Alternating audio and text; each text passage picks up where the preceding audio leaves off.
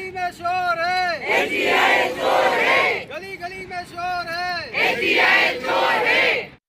मुंबईतील majestic tower Nahur आणि whispering tower Mulund पश्चिम या गृहनिर्माण प्रकल्पांमधील सुमारे 850हून अधिक गृहखरेदीदार गेल्या 17 वर्षांपासून आपल्या हक्काच्या घरासाठी संघर्ष करत आहेत. पार्श्वभूमी: HDIL ही मुंबई शेअर बाजारात सूचीबद्ध असलेली मोठी बांधकाम कंपनी होती. 2009 ते 10 दरम्यान HDILने वरील 2 प्रकल्प सुरू केले व 2014 मध्ये ताबा देण्याचे आश्वासन दिले. मात्र प्रत्यक्षात 2019 पर्यंत कोणताही ताबा देण्यात आला नाही आणि खोटी आश्वासने दिली जात राहिली. 2019 मधील HDIL PMC बँक घोटाळा. ऑर्डिनरी होम बायर्स है और ऑर्डिनरी होम बायर्स का सरकार क्यों सुनेगी?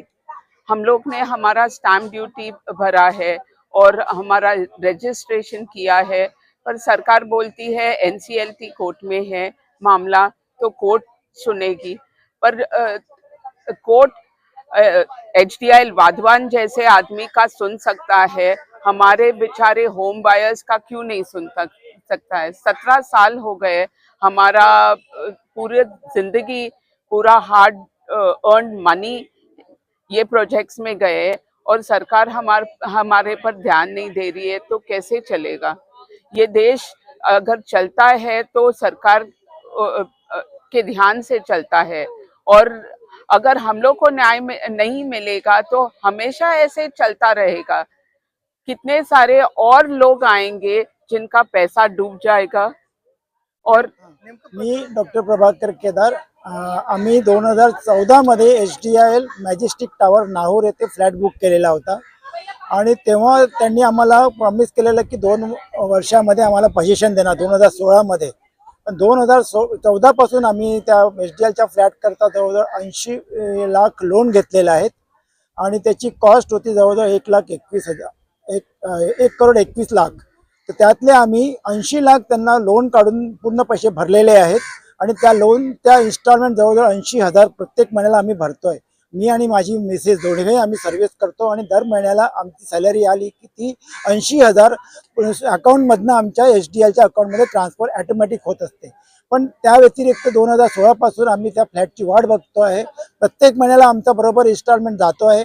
एक इन्स्टॉलमेंट फक्त मिस झालेला होता कारण सॅलरी थोडी लेट झाली होती, तर त्यांनी लगेच आम्हाला 21% इंटरेस्ट रेटनी आणि पेनल्टी करता 5.5 लाखाचं आम्हाला लेटर पाठवलं होतं.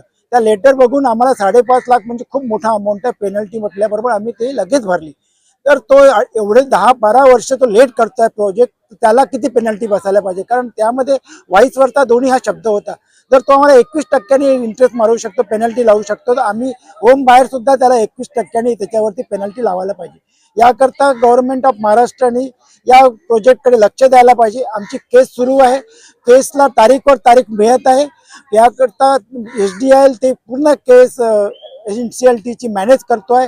जज सुद्धा त्यांच्या बाजूने आम्हाला ते डिले करतायत, जाणून बुजून करतायत, कारण त्यांनी त्या जज आणि त्यांचं काय संगनमत आहे ते आम्हाला कळत नाही आहे. कारण या प्रोजेक्टमध्ये फक्त HDILच्या बाजूनेच रिझल्ट जातोय. प्रत्येक वेळा त्यांनी बरेच काही लोन घेतलेले आहे बऱ्याच कंपनीकडनं. त्या सगळ्या लोन त्या प्रोजेक्टवरती आम्हाला आमच्या त्या होम बाहेरच्या प्रोजेक्टवरती त्यांनी लोन घेऊन सगळ्या बँकेकडनं लोन घेतलेलं आहे आणि त्या बँकांचे सुद्धा आता ते एवढं कॉम्प्लिकेटेड केस झालेली आहे का जजला सुद्धा त्याचा रिझल्ट देणं कठीण झालेलं आहे. कारण त्या प्रोजेक्टवरती फक्त होम बाहेरचाच अधिकार नाही, आता बऱ्याच बँकेचा अधिकार ते दाखवत आहेत. त्यामुळे तो प्रोजेक्ट वारंवार तारीखवर तारीख देत असतो. तर आता आम्ही होम बाहेरने काय करायचा? कारण आमचा जो मेन होम बाहेरचा प्रोजेक्ट आहे त्यावरती बाकी बँकर सुद्धा त्यावरती हक्क दाखवते आहेत. पण हा आमचा आमची चूक नाही आहे.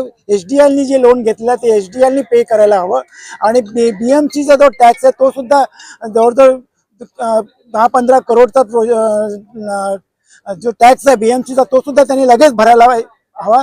त्या सगळ्या कारणामुळे हा जो प्रोजेक्ट डिले होत आहे.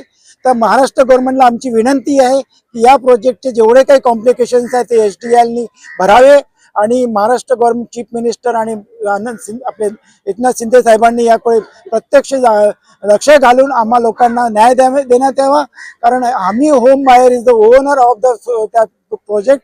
तर ते आम्हाला लवकरात लवकर महाराष्ट्र गव्हर्नमेंटने आम्हाला न्याय देऊन आमची सुटका करावी या प्रोजेक्टमधून.